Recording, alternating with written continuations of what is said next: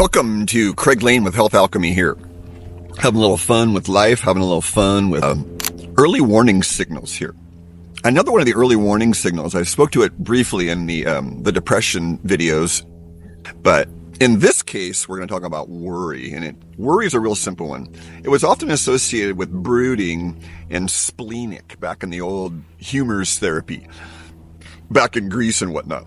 So brooding then would be worrying about something excessively.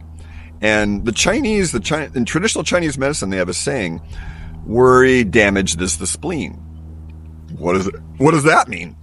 Well, the spleen is often associated with the pancreas also, and how well we process and recycle our food and our blood, and that turnover of turning food into energy and food into our body. And so one of the simple remedies for worry and brooding is to ask ourselves, why am I worried? And like I say, an instance might be you're worried about your son playing a dangerous sport, like say he's going surfing on a big wave and there's lots of rocks out, or your daughter's playing tennis on a hard court tennis court and she slipped and fell and you're worried about her, or someone's going skydiving, and they could die, right? And so it's natural to worry about stuff, but here's what I tell my clients. I told this one woman she would yank her child out of the street one day, and the arm, the child cried a little bit because she yanked a little too hard in her worry for the child.